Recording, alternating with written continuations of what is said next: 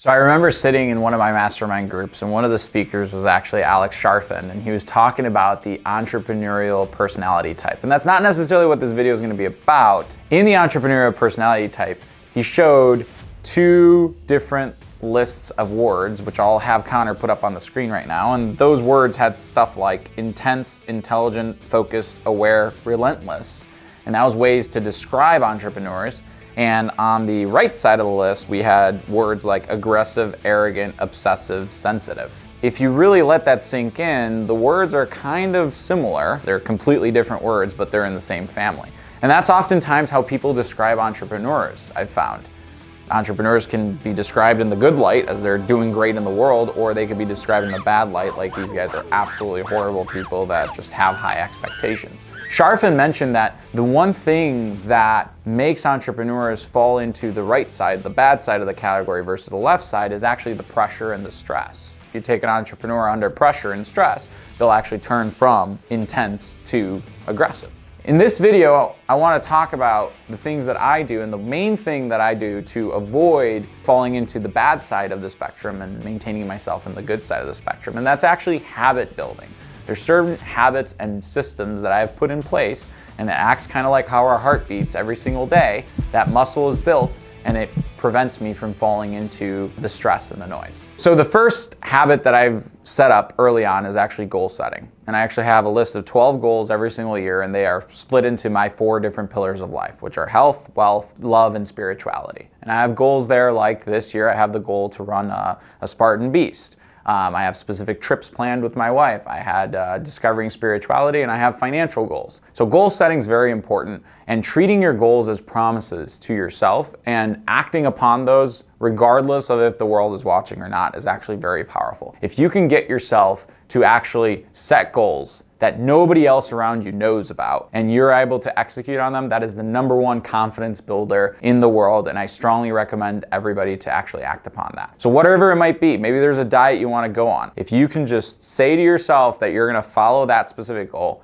not tell anybody else in the world about it, and go execute on it, it's a great habit and muscle to build, and it'll boost your self-confidence like crazy. The second thing I learned throughout building a restoration company from my dad's garage to over 8 figures, now building a software company, is that there's a specific muscle that our entrepreneur must build, and that's actually called hypothesis testing. And yeah, I know you're gonna say, hey, this sounds very scientific, but it's basically trying different things, and if they fail, having a loop for trying it again and failing again and trying again and failing again. And a lot of times, you'll hear in business and entrepreneurship that you must fail fast, because every single failure you learn out of it. So right now, sitting on a venture-backed startup company with a board, oftentimes every single investor that I speak to doesn't necessarily ask me about, hey, what have you accomplished? Or let me look at the numbers. They're more interested of what are some of the hypotheses you're looking to validate. And every time we find ourselves going back into the market and raising capital, we're actually raising capital under a specific hypothesis. And we go out to the market and we test that hypothesis, and if it validates, we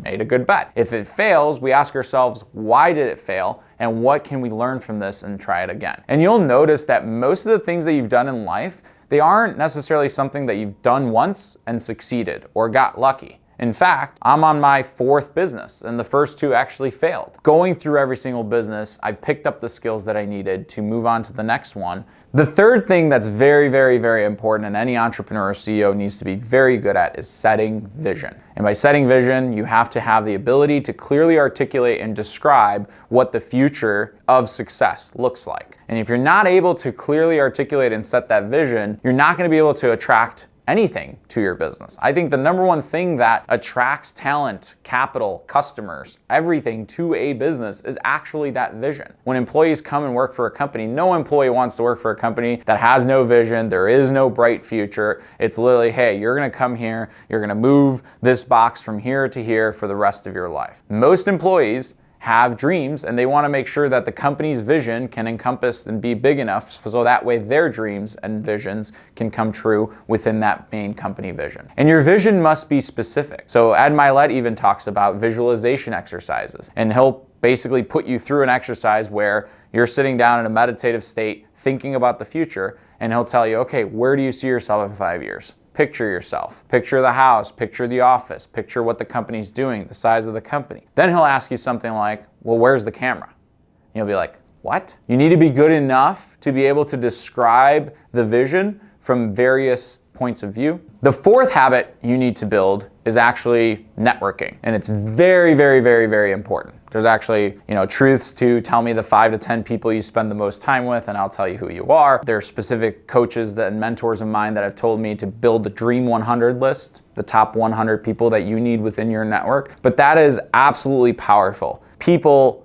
are very, very important, and being well connected with different people is super critical to any business. There's actually a statistic out there that within 3 degrees, you're connected to anybody in the world. So if you wanted to talk to Elon Musk and you think that Elon Musk can unlock your next business venture, there's probably 2 to 3 people of separation between you and Elon Musk. So finding those people, building those relationships, nurturing those relationships with the people, and expanding your network is a very important tool, and it'll lead to pretty much you becoming unstoppable. If you really want a good book on that, Keith Ferrazzi wrote a book called Never Eat Alone, and it's a magical, mind-blowing book that I've read, and I've implemented a lot of the things from there, and he basically goes into tactics on network building. Highly recommend.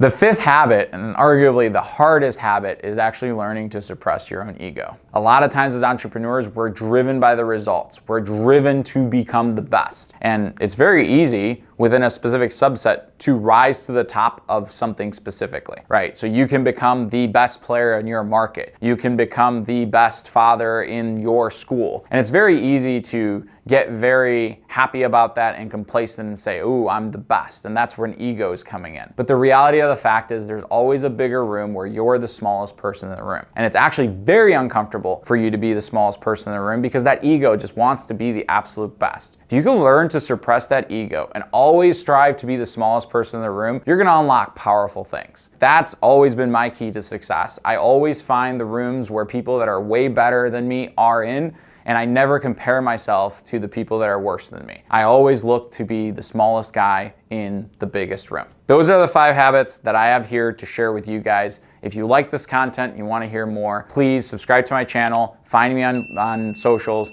I would love to talk to you about what you guys think about these 5 habits. Talk to you guys soon.